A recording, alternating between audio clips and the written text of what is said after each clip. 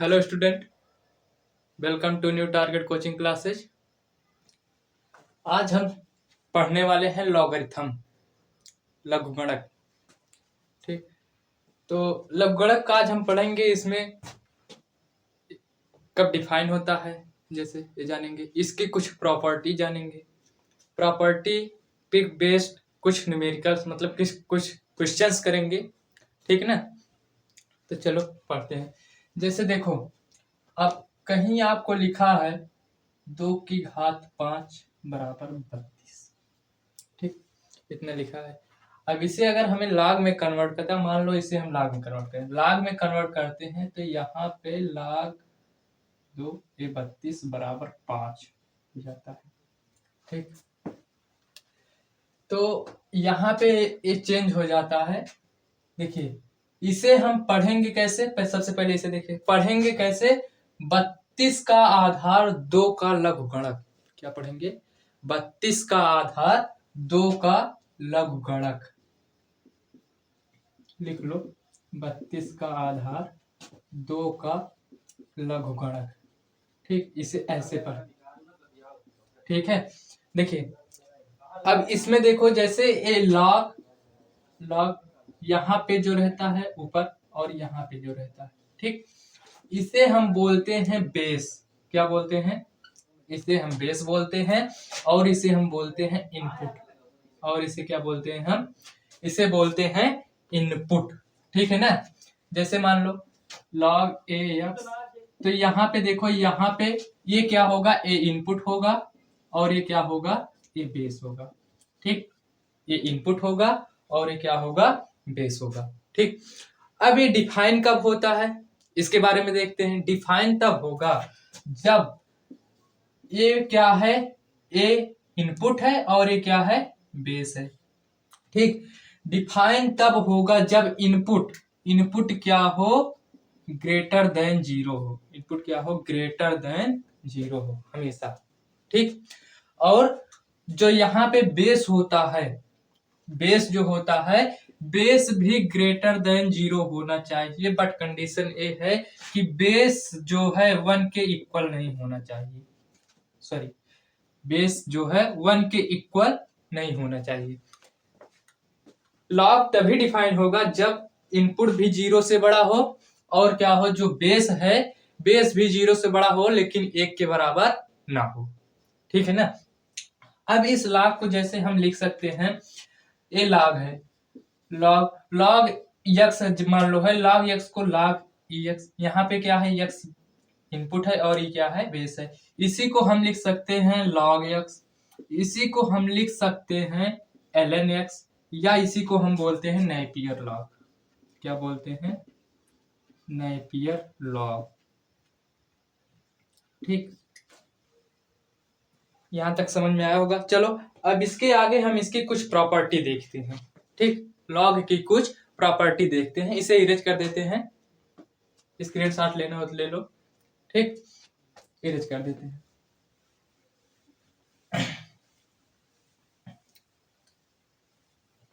चलो, अब जैसे इसकी प्रॉपर्टी नंबर 1,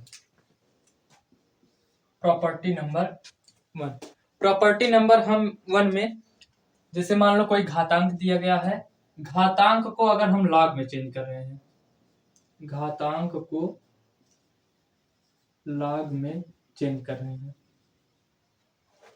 ठीक, घातांक को लॉग में हम चेंज करेंगे। ठीक, जैसे मान लो अभी यहाँ पे दिया गया है हमें वही जो पहले बताया, सिर्फ 2 की घात 5 बराबर 32, 2 की घात 5 बराबर 32। तो अगर इसे अब हमें लॉग में कन्वर्ट करना है, तो लॉग में कन्वर्ट करने के लिए क्या हो जाता है? एक चेंज हो जाता है। जो यहाँ पे 5 है, जो घात है, घात इधर आ जाएगी, और जो ए 32 है, लॉग लगाने के बाद ये क्या हो जाएगा? ए इनपुट बन जाएगा, और जो 2 है वो क्या हो जाएगा? वो बेस बन जाएगा। ठीक, जैसे लॉग 2 ए बेस हो जाएगा, और क्या हो जाएगा? ए 32 बराबर 5। ठीक, क्या हो जाएगा? 32 बराबर 5। तो इस तरह से हम, जैसे घातांक है, घातांक में दिया गया है कोई भी क्वेश्चन, उसे हम लॉग में कन्वर्ट करते हैं। ठीक है ना।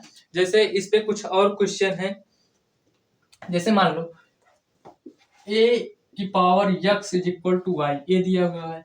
इसे अगर हम log में कन्वर्ट करें तो यहाँ पे क्या हो जाएगा, log a y बराबर x। ये क्या हो गया, a log में कन्वर्ट हो गया। ठीक, अब इसी का जस्ट अपोजिट, इसी का जस्ट अपोजिट है, अगर हमें log को घातांक में कन्वर्ट करना है, log को घातांक में, ठीक, log को घातांक में, तो जस्ट इसी का अपोजिट है। जैसे मान लो आपके पास सेम ही देख लो, log 2, एक log 32 है, आधार क्या है 2 बराबर ये 5। ठीक, अब इसे हमें क्या करना है, घातांक में कन्वर्ट करना है। तो घातांक में कन्वर्ट करने के लिए क्या हो जाएगा, जैसे उसमें कर रहे थे, जो यहाँ पे है जो इनपुट है, इनपुट ये इस साइड आ जाएगा, और जो ये 5 है ये क्या हो जाएगा, ये क्या हो जाएगा उस साइड पावर में हो जाएगा। जैसे ये क्या हो जाएगा, 2 की पावर 5 इज इक्वल टू 32, ये क्या हो गया, एक घातांक में कन्वर्ट हो गया। क्या हो गया, घातांक में कन्वर्ट। ठीक, इसी तरह जैसे मान लो ए वाला एग्जांपल ले लो, यहाँ पे है log y base a is equal to x। ठीक, तो इसे हमें घातांक में कन्वर्ट करना है, तो क्या करेंगे, यहाँ पे a की power x is equal to y, ये हो गया। ठीक, तो दो प्रॉपर्टी क्या होगी, घातांक को log में चेंज कैसे करेंगे, और यहाँ पे log को घातांक में कैसे चेंज करेंगे। ठीक, और अब नेक्स्ट प्रॉपर्टी है, जैसे मान लो प्रॉपर्टी थर्ड ए है कि जैसे मान लो आपको दिया गया है कहीं पे log a या फिर log e, यहाँ पे log x, ठीक, और यहाँ पे जैसे log 10 बेस 10, ठीक, ये दिया गया है। ठीक, तो यहाँ पे ए अगर किसी भी log के साथ उसका बेस और इनपुट, क्या, बेस और इनपुट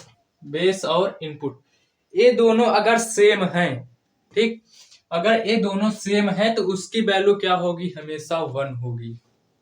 क्या होगी, हमेशा 1 होगी, चाहे जितनी बड़ी नंबर हो, अगर बेस और इनपुट सेम है तो उसकी वैल्यू क्या होगी, 1 1 1 होगी। समझ में आया, चाहे जितनी बड़ी वैल्यू, चाहे अब यहाँ पे चाहे जो एग्जांपल ले लो log 20, इसकी वैल्यू क्या होगी, 1 होगी। कंडीशन समझ रहे हो, यहाँ पे क्या होना चाहिए, बेस और इनपुट सेम होना चाहिए। ठीक, अब इसे इरेज कर देते हैं। ठीक, नेक्स्ट प्रॉपर्टी देखेंगे इसके बाद।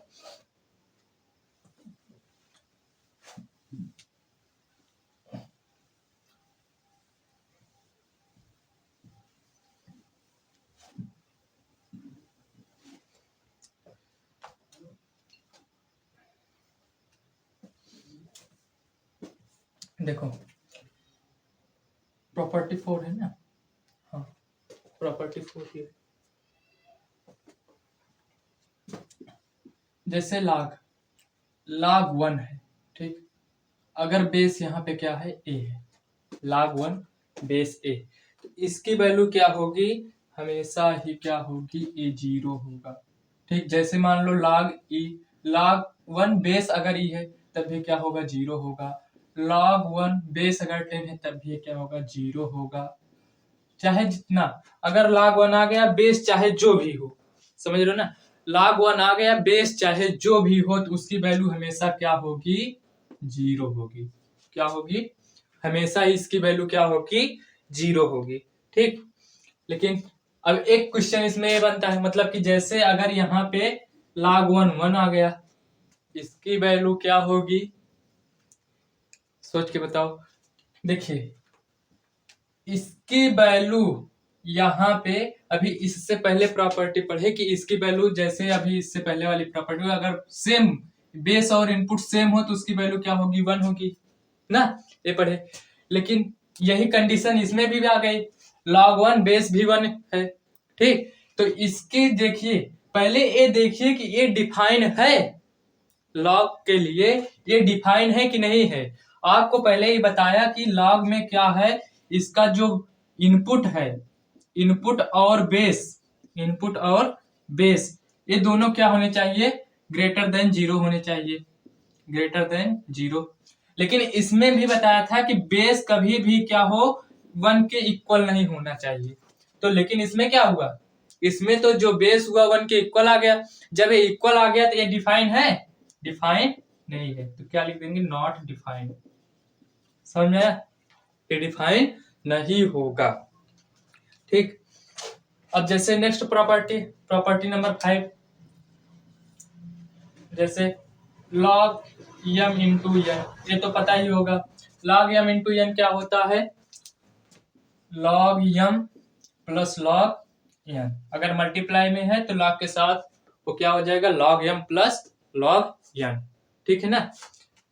और छठवीं, जैसे log m बाई n है तो क्या हो जाएगा, log m minus log n। ठीक, log m minus log n हो जाएगा। ठीक, जैसे इस पे देखो, इस पे क्वेश्चन जैसे log 10 दे दिया, क्या दे दिया, log 10। अब यहाँ पे log 10 दे दिया तो log 10 को पहले देखो, log 10 को हम 2 इंटू 5 लिख सकते हैं। यहाँ पे देखो मल्टीप्लाई में हो गया log m इंटू n के फॉर्म में, तो इसे हम log 2 प्लस log 5 लिख सकते हैं, log 2 प्लस log 5 लिख सकते हैं ना। इसी तरह मान लो इसमें भी कोई भी क्वेश्चन जैसे मान लो log 2 बाई 5 हो गया, तो इसे हम क्या करेंगे, log 2 माइनस log 5 कर देंगे।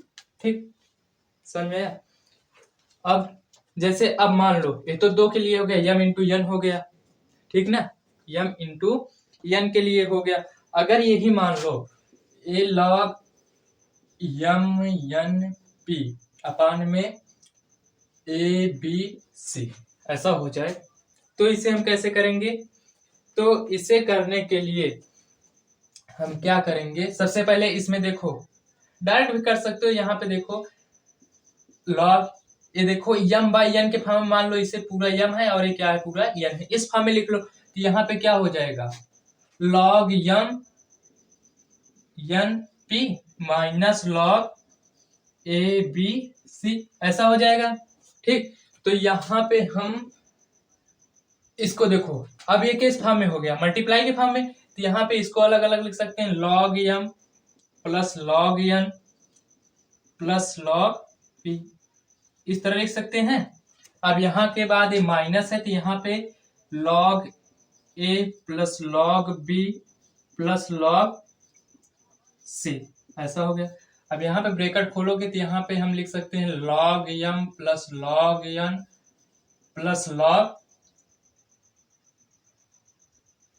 log p, यहाँ पे minus log a minus log b minus log c दिखाई दे रहा है।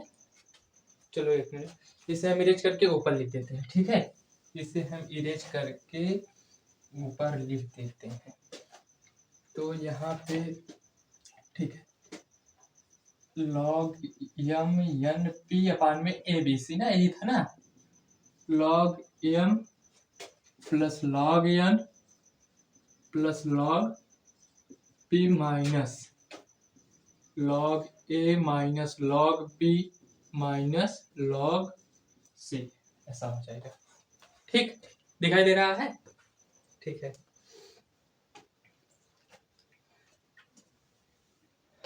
चलो इस पे एक क्वेश्चन देख लेते हैं, इसे इरेज करते हैं। ठीक है,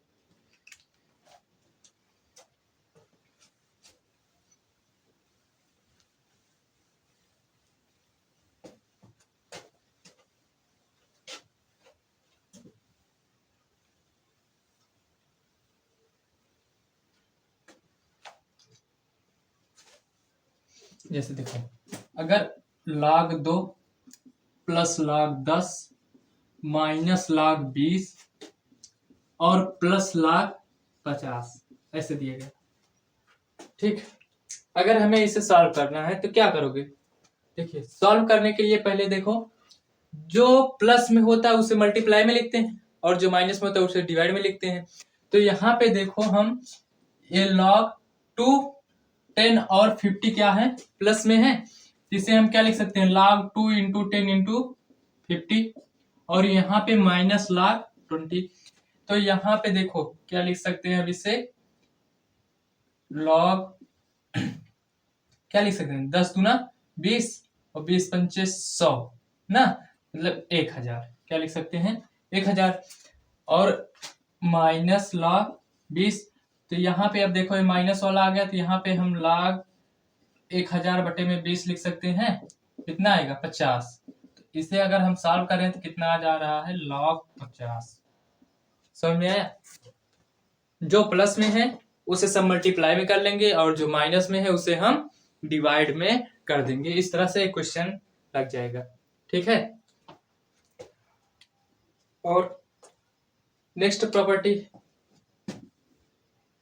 प्रॉपर्टी ए है, जैसे मान लो log m की पावर n और बेस क्या है, a है, ठीक है ना। log m की पावर n बेस क्या है, a है, ठीक है ना। तो इसे हम क्या लिख सकते हैं, लिखते हैं हम n log m, बेस क्या हो जाएगा, बेस a ही रहेगा, ठीक है ना। क्या लिखते हैं, n log m, बेस क्या हो जाएगा, a हो जाएगा, ठीक है ना। जैसे देखो log 32 है, ठीक ना, क्या है, log 32 है।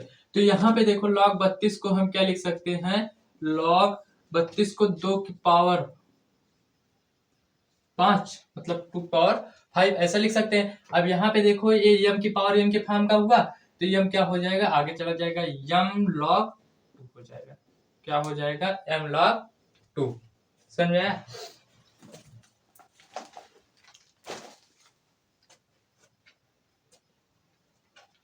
नेक्स्ट इसी तरह मान लो अगर दिया गया है कहीं पे log